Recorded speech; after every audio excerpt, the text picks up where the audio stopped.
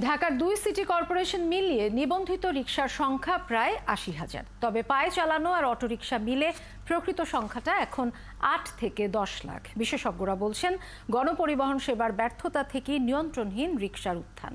তাই চাহিদা ও অর্থনীতি বিবেচনায় রাজধানীর মূল সড়ক বাদে বাকি পথে রিকশা ব্যবস্থা রাখার পরামর্শ দিচ্ছেন বিশেষজ্ঞরা। কায়েস খন্দকারের তোলা ছবিতে আরও জানাচ্ছেন ফাল্গুনী রশিদ। মসজিদের নগরী ঢাকা একসময় রিকশার নগরী হিসেবেও বেশ পরিচিত ছিল। এখন আধুনিকতার সাথে তাল মিলিয়ে মেট্রো রেলের যুগে প্রবেশ করেছে রাজধানী ঢাকা। বেড়েছে গণপরিবহন আর ব্যক্তিগত গাড়ির সংখ্যাও। কিন্তু ঢাকায় রাস্তার পরিমাণটা শহরের মোট আয়তনের মাত্র ৭.৫%। এর মধ্যে আবার ২/৩ রাস্তাই বাসের মতো গণপরিবহন চলার উপযোগী নয়। ফলে শহরের মানুষ যত বেড়েছে, তাল মিলিয়ে বেড়েছে রিকশা বা অটোরিকশার মতো ছোট ছোট পরিবহনের চাহিদা। ব্যাটারিতে চলা অটোরিকশা বন্ধের কথা উঠেছে বহুবার, কিন্তু কারখানা ও ব্যাটারি সহ যন্ত্রাংশ আমদানি বন্ধ হয়নি। আবার বাহনটিকে নিরাপদ করার কোনো উদ্যোগ বা সুনির্দিষ্ট নীতিমালাও হয়নি। এটার অবশ্যই একটা ইকোনমিক লাইফ আছে, সেটা নির্ধারণ করে দেন, রুট পারমিট দিয়ে দেন যে আসলে কোন কোন সড়কে চলতে পারবে।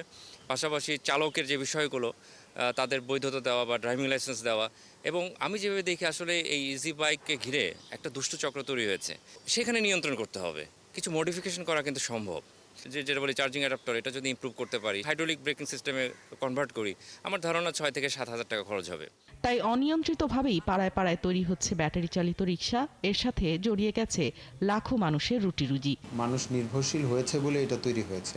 তো আমার যদি ওই প্যারা ট্রানজিটের ব্যবস্থা যদি আমি করতে পারি, আমার যদি বাসার সামনে থেকে যদি আমি কোনো গণপরিবহন থেকে উঠতে পারতাম, যেটা একটু ছোট সাইজের হোক, কিন্তু এটা দিয়ে যদি আমি মেট্রো স্টেশন পর্যন্ত, বাস স্ট্যান্ড পর্যন্ত বা আমার গন্তব্যের অন্য একটা মোড়ে যাওয়ার আগ পর্যন্ত যদি আমি যেতে পারি এবং এটাকে একটা প্রপার প্ল্যানিংয়ের মধ্যে আনা যেত, ওদের জন্য আলাদা রোড বলা যেত যে এই রোডগুলোতে চলা যাবে, এদিকে আসাটা ঠিক হবে না।